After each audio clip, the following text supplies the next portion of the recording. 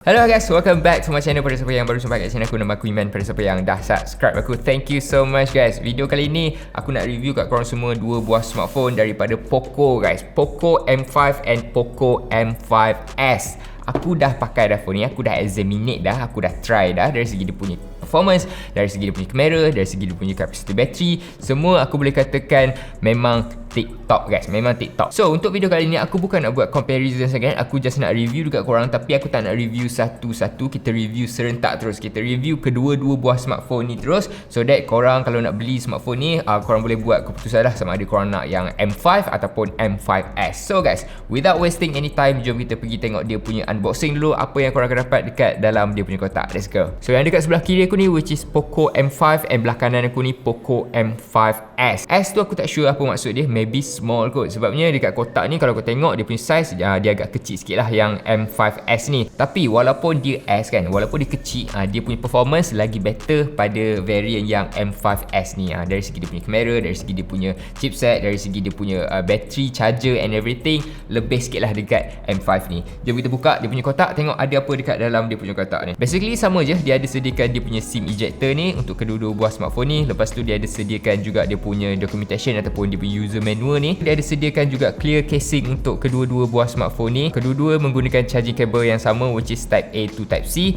Dia punya charger ni je yang berbeza sikit. Untuk M5 dia ada sediakan 22.5 watt charger dekat dalam dia punya kotak tu. Tapi untuk M5s dia ada sediakan 33 watt charger dekat dalam dia punya kotak tu. Untuk M5 dia menggunakan MediaTek Helio G99, and untuk M5s dia menggunakan MediaTek Helio G95. Dia ada 50 megapixel AI kamera guys, triple AI kamera. Tapi untuk M5s dia ada 64 megapixel AI quad kamera. Untuk dia punya screen refresh rate dia ada 90Hz Full HD Plus display untuk M5, and M5s dia ada 6.43 inci Full HD Plus AMOLED display. And untuk kedua-dua smartphone ni dia menggunakan bateri yang sama, which is 5000 mAh. Untuk M5 kalau korang boleh tengok dekat sini, dia agak lebar sikit dari segi dia punya bahagian back panel ni kalau kita nak bandingkan dengan yang M5s. And apa yang kontras sekali dekat sini, dia punya texture tu nampak macam leather kan. Tapi jangan tertipu, dia bukan leather guys, dia just plastik je, cuma dia punya texture tu je dia buat design macam leather. Untuk M5s kita boleh tengok kat sini, dia punya color ataupun dia punya texture ni memang sangat-sangat nice. Dia ada texture yang reflektif macam ni. So kalau dekat bawah matahari tu kau boleh nampak lah dia punya macam rainbow sikit, dia ada garis macam rainbow sikit. Yang tu memang aku sangat-sangat suka guys. Kita tengok dekat bahagian bawah pula. Untuk M5 dia ada charging port type C, dia ada speaker, dia ada mikrofon, sama je macam M5s.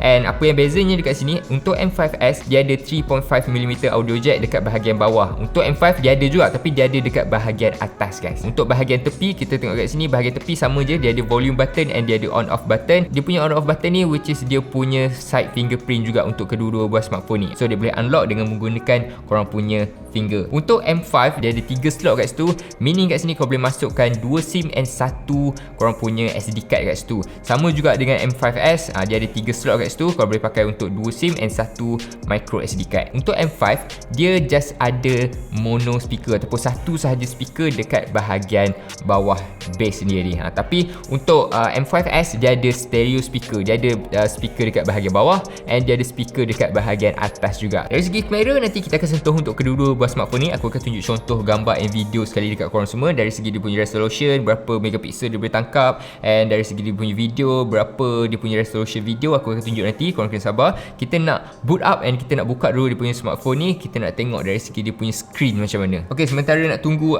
dua-dua buah smartphone ni boot up, aku nak cerita dari segi dia punya capacity battery guys. Untuk kedua-dua buah smartphone ni dia punya capacity battery just sama je, dia ada 5000 mAh. Tapi apa yang membezakan je dia punya charger guys.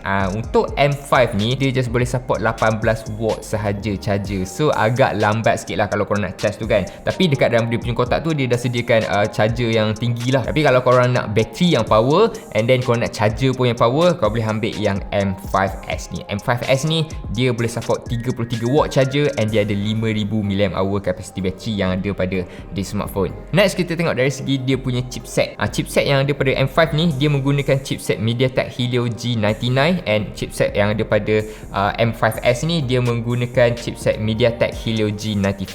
Dari segi dia punya performance masa aku tengah main game and masa aku tengah guna smartphone ni kan, kalau aku buka multiple tab, aku buka Instagram, aku buka YouTube, aku main game, setakat ni susah sikit untuk aku nak buat comparison dekat korang semua antara dia punya performance antara kedua-dua buah smartphone ni, sebabnya kedua-dua ni boleh handle lagi game yang berat ataupun aku buat multitasking ke, dia still ok lagi, tak ada masalah hang ke apa ke, still tak ada masalah. So bagi aku dari segi performance lebih kurang sama je, walaupun dia menggunakan chipset yang berbeza kan, tapi dia punya performance lebih kurang sama je. Dari segi dia punya RAM pula guys, dia punya RAM untuk variant ni dia ada banyak jenis pilihan RAM and pilihan memory. Kau boleh ambil yang 4GB RAM, 64GB ROM, 4GB RAM, 128GB ROM, and kau boleh ambil yang 6GB RAM, 128GB ROM.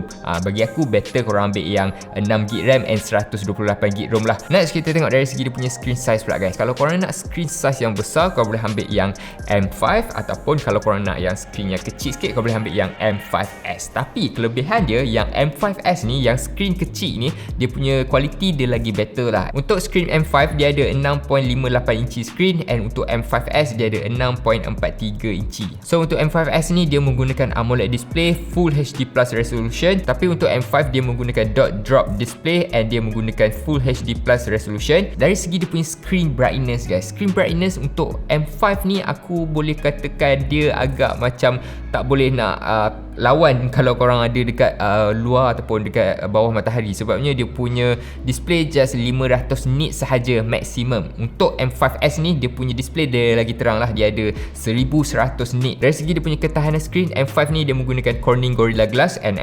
M5S ni dia menggunakan Corning Gorilla Glass 3. So lagi better yang M5S ni guys. This one lagi better dia punya screen ni. Untuk Android yang digunakan pada kedua-dua buah smartphone ni sama je, dia menggunakan Android 12. So Android 12 boleh support ataupun boleh upgrade ataupun boleh download benda-benda yang latest, apps yang latest. So korang boleh download, tak ada masalah lagi. Game-game yang latest kau boleh main, tak ada masalah lagi. And then the last one, jom kita tengok dari segi dia punya quality gambar and video. Untuk dia punya kamera ni daripada M5 and M5S, mana satu lagi better? Of course M5S lah, sebabnya dia ada 4 kamera. Untuk M5 dia ada 50 megapixel main kamera, and untuk M5S dia ada 64 megapixel main kamera. So kau boleh tengok sendiri side by side comparison antara foto yang aku ambil dengan menggunakan M5 and M5S ni. Tapi perbezaan dia, yang M5 ni dia tak ada ultra wide kamera guys. Ultra wide lens dia tak ada. Dari segi dia punya ultra wide kamera kau boleh nampak kat sini memang sangat-sangat clear kalau kau ambil dengan pencahayaan yang okey, tak ada masalah bagi aku. Lepas tu untuk dia punya makro kamera pula, aku rasa kedua-dua ni dia boleh ambil gambar makro dengan okey. Dari segi dia punya depth kamera pun kau boleh nampak kat situ still okey. Kalau aku ambil selfie, dia boleh pisahkan aku punya background and the subject. So still okey lah. Dia punya orang cakap depth of field tu kau boleh nampak.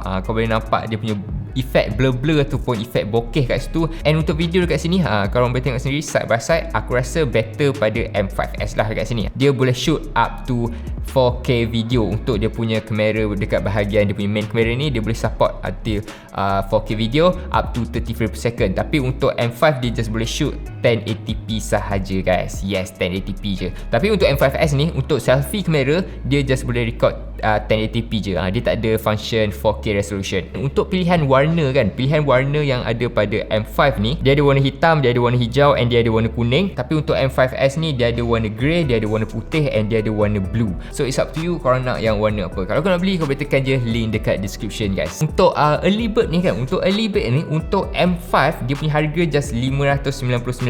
Untuk 6GB RAM and 128GB dia punya ROM. Lepas tu untuk M5S ni harga dia RM849 untuk 6GB RAM and 128GB ROM. So memang early bird price ni memang sangat-sangat murah. Korang kena grab sekarang ni guys. Okay, tu je untuk video review kali ni. Thank you so much for watching. Thank you so much for stay daripada awal video sampai hujung video, and see you guys in the next video.